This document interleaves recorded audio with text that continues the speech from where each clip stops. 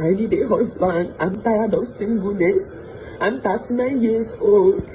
Very soon I'll enter menopause, please. I need a husband in my life. No matter what you are doing, I'm going to marry you. Are you a barrel pusher? Are you a beggar? Are you a conductor? Please marry me. Please, I'm going to sponsor the marriage. I'm going to give you money to pay my bride price. I'm going to sponsor the wedding with my money. Please come and marry me. I'm tired of singleness. Please. I'm 39 years old. Please come and marry me. I'm getting old. I'm getting old, please. I need a husband in my life. I need a man in my life. I'm tired of singleness. Please, I don't want to buy myself. I no longer sleep. All my mates are married with kids, but nobody wants to marry me. Nigerians, please, I'm calling everybody out. Please, come and marry me. If you have a brother that needs a wife, please, let me know. I don't care about what you are doing. I don't care. Even if you don't have a job, I'm going to sponsor it. I need a man in my life, please. I'm 39 years old. Look at me. Please, 39 years old without a child. 39 years old without a husband. 39 years old with no relationship. Welcome back to the channel. You see the information on the screen, so you know what I'm about. So let's get to it. So this one is honestly, it's like I said, I know there's going to be guys that are going to beat her up, for, being 39 years old and not, being married. And there are going to be people out there that are going to try to use her as an example. And I understand that, and we have a reality where I think more and more women and men are starting to understand the power of marriage. And it's really just about what side are you on at this point. You're either on the side of getting married, finding really great people, staying together and creating something, for future generations, or you've kind of, you probably have given up and just saying, hey, that's not, a good idea, either for men or women. I know more men are leaning towards that marriage is not good for them, but at the same time, you do have women that are also saying that as well. And honestly, like I said, this channel is about marriage, right? And, as personally, I do actually have feelings, in all three categories. There's sometimes that I think, hey, why are we dealing with this marriage thing? And then there are times when I am kind of on the fence. And then there's times, honestly, where I lean more into marriage.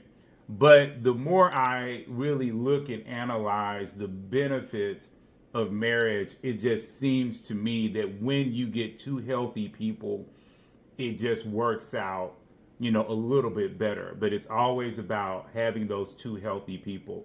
And I think we have to really look at our society and figure out whether or not we're really healthy as a society. Because social media, for the most part, remember, anybody with a camera can talk. And as you have anybody out here, a lot of people are just pushing their own agenda. And a lot of people are just hurt. And I'll admit, like I say, after, my divorce, I was hurt. I was hurt for a very long time. And, through that process, the only thing that I knew to do was to lean on God. That was it. I didn't know what else to do. And, as I went through all of that pain and frustration and anger and all the other emotions, that go with that process, God continued to talk to me through that time. It's one of the main reasons why I can say that God is real, because there was nobody, literally nobody there for me at that time.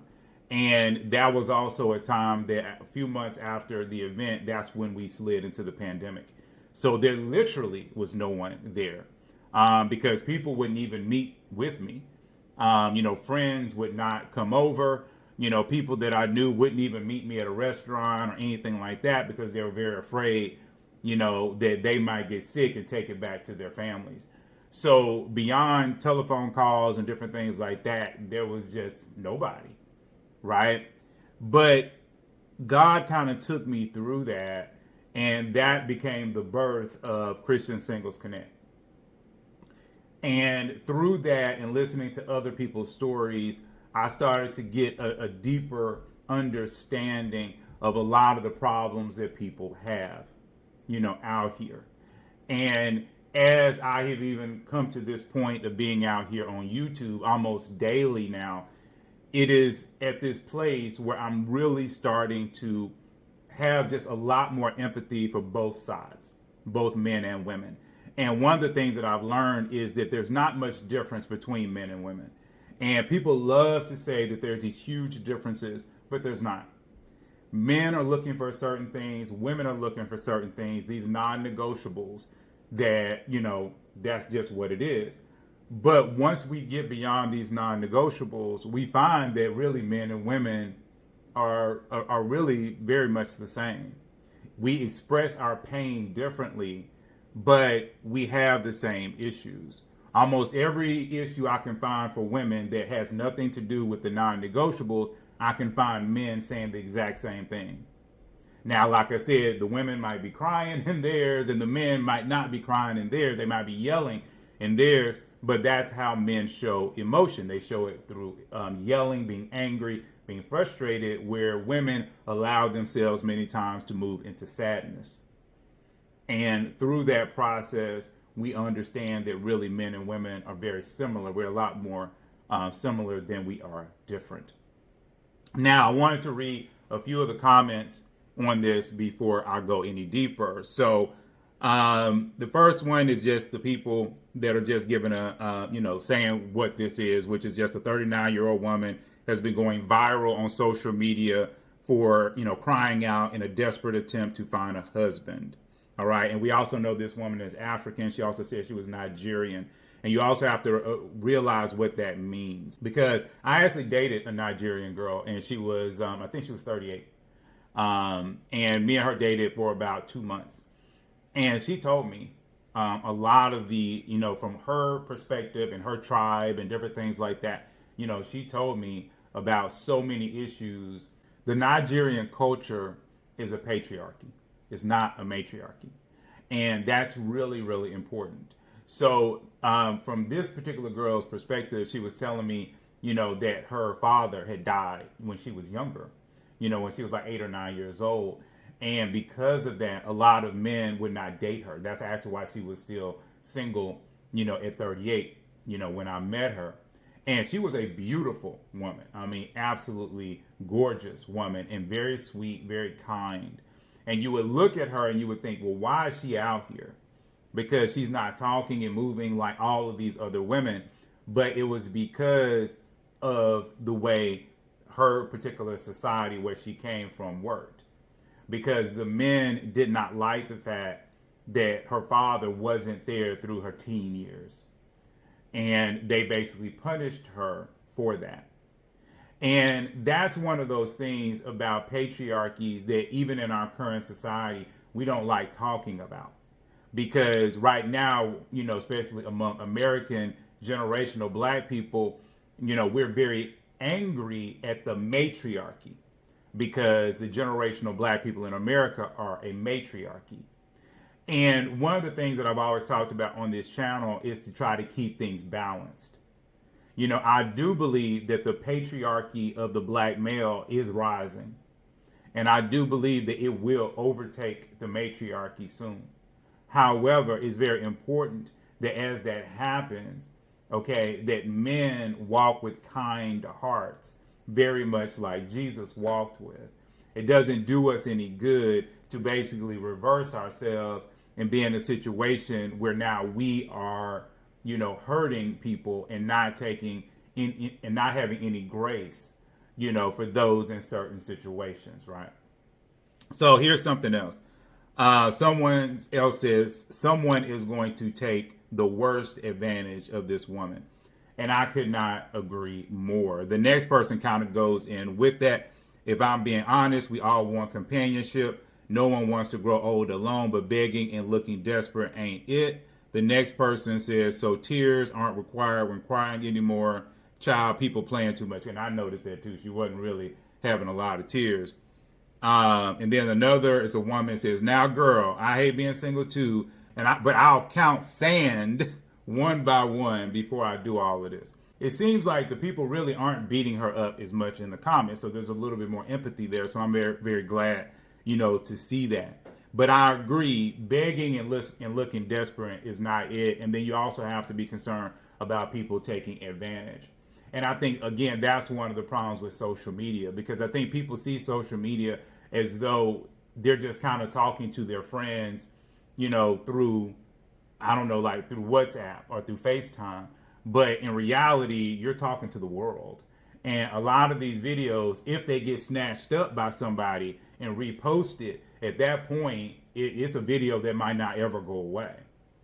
And, so I think people have to think about that. So let's get to the real. Now, when you start to talk about even her being 39, that's really not a deal breaker for a lot of men. And when I say a lot of men, I'm not necessarily saying 40-year-old men. I might be saying 50, 55-year-old men. And even when you start to deal with, the passport bros and different things like that, a lot of them are going into other countries, trying to talk to women in other countries because they're looking for certain things. And even though she might be 39 right now, what happened 3 years ago or 2 years ago when she was, 37? And that might not sound like that's a big deal, but right now she's crying out in desperation. But then there was a time when, when there was something else to it. And if she is in fact legitimate, one of the things that, I have to say is I have to go back to the non-negotiables. See, when I run into a lot of people that have problems out here, it generally goes back to the non-negotiables, no matter whether it's a woman or it's a man. When you are a woman, attractiveness is extremely important, and there's no way around it. And while there are men out here that really do prefer a really smart woman over what's outside, even those men have to have something outside in order to be attracted in the first place. Now, recently, I actually had someone to pop into the comments, and this particular lady was a little distraught with, with some of the things that popped up in one video. And, so I actually reached out to her, and we actually did a Zoom call, for about an hour.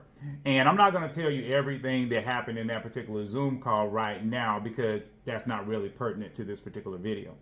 But one of the things that I had noticed that she had said in the comments and even had talked to me briefly about on the Zoom call was the fact that she didn't find herself attractive, right? And one of the things that I'm always saying is that, like, most women are attractive. Now, what you do to boost your attractiveness is on you. And that's part one. And then part two of that is you still have to pick men that are attracted to you, which is one of the problems out here where people are chasing other people that really don't like them. And then they get frustrated with that chasing process, right? Because we all have people that are lined up with us. In fact, I put up a video. I'm hoping, like I say, that YouTube will allow it to go through. But I know I put it up a couple of days ago, like I say, if YouTube allowed it. And it was basically dealing with MTV's Catfish. And I put up like 3 minutes worth of that Catfish show. And I had to subtitle it so I could try to see if I could get it past YouTube's copyright. But in that video, again, is a perfect example, because what happened was there was an overweight woman. She was probably, like I say, 80 to 100 pounds overweight. And she catfished a guy, and then he kind of catfished her back. And so when they met, they both found that they were both overweight. Now, I don't know if he was technically attractive. I mean, other women would actually have to chime in on that. But it wasn't nothing wrong with him. I mean, it wasn't, he seemed like he had decent symmetry in his face, and all the other kind of stuff. So I would think, that most women would think he's decently attractive. He's just a big guy. And the woman kind of rejected him. And it even came out that she said that she's really attracted to not, guys that weren't big, guys that weren't overweight. And see, all of these things line up, because if you are a woman and you're out here, you still have to play the game. There's never a time when you can't play the game. And like on this channel, I'm always trying to encourage, women not to get frustrated about playing the game, but instead look at what's causing the problem. And I've talked about cucumber water. I've talked about, drinking tea. I've talked about, making little things, changes in your life to get your weight under control. To eat more at home, to walk, make sure that you're walking 2 or 3 miles every day, and then get to a point where you're actually running and jogging. Like, one of the things that I like to do is I like to put myself in a 5K, and I haven't done it recently, and I'll be honest about that, but I'm trying to get back to it. But what I used to do is I would run one 5K every month, and if not every month, every other month. And the goal of that, it wasn't to be the super dude that comes in first. I'm just trying to challenge myself to at least beat my time, because every 5K, they time you, and they time you individually, because there's a little tracker that's behind your number. So what happens is, as you're running, it'll basically keep up. In the very first 5K I ran, I think I did like 43 minutes or something like that. And then every time I ran it after that, I was running to beat that time. And I didn't care if I just beat it by 5 seconds. My goal was just to beat it, right? And that desire to try to beat that 5K every single time would keep me running through the weeks and through the months. And it helped me to have a strategy in mind in order to keep myself healthy. And so that is a part of the game, is keeping, yourself healthy. So I don't know what she's going through. I don't know what she's doing, but that is something that women have to adopt. All right. And it's going to be something that's going to be healthy for you. It's healthy anyway. So there should not be this big rejection of just being healthy. See, what I've learned is that people aren't as attracted to age or even to size, so to speak, as much as we think they are. What people are attracted to is the concept of health. When people think you're healthy, they're more attracted to you. Like, you can be a 60-year-old man out here, and yes, 60-year-old women will be very attracted to you because you're in their age range. But if you're 60 and you really want to talk to women that's 30, you have to look like you are healthy. It's not necessarily about you can't have gray hair or a few wrinkles. That's not the issue. But if the woman wants to go out, and she wants to go out to eat, and then she wants to go dancing, or even she wants to go for a walk, and then at 10:30 on a Saturday night, you like, ooh, my leg, baby. Hold on now. Hold on. I got to carry my breath. And if you're doing that, this 30-year-old woman is not going to hang out with you, okay, because you don't seem healthy, right? And that's not what she wants in her life. But if you're a 60-year-old man and you're out there running 5Ks, and y'all go out on Friday, Saturday night, and you're able to dance for an hour, and you're able to do everything that everybody her age is able to do, then she's probably not going to have a problem with you. And see, that's really what the game is. And it works the same way for women.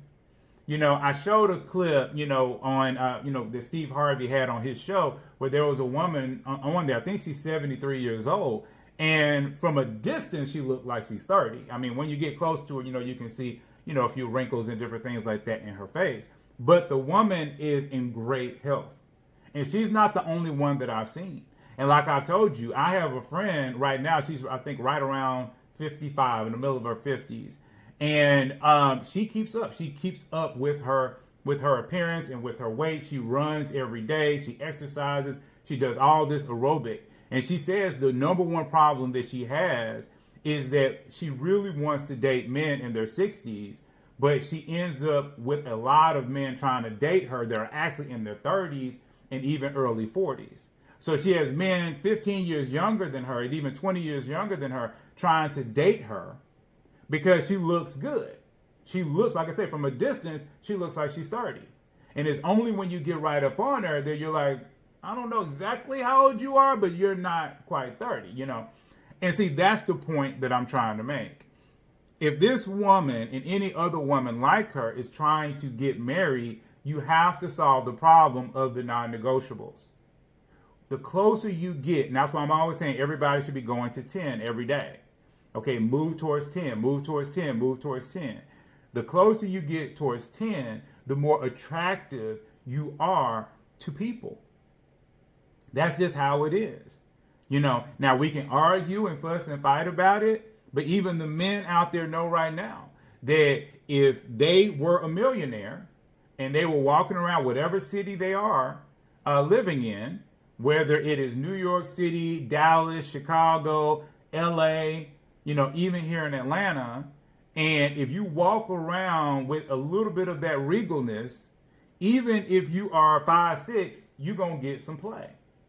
Why? Because that protector provider energy is so strong that women desire that once you have that provider at 10, even some of the other things like the protector, okay, you might not be at 10 there, because a lot of women, we see you at 5'6", like you can't protect them as much because it's a mental thing.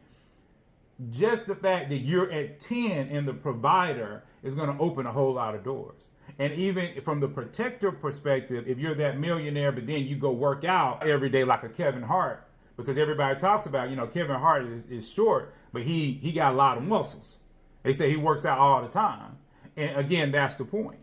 So when women get around him, they're seeing muscles.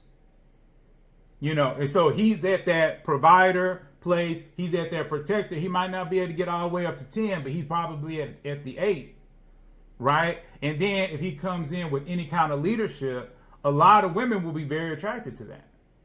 And that's the whole point. And it's the same thing for the women. Okay, if you have that kindness and support, and a lot of women are not kind.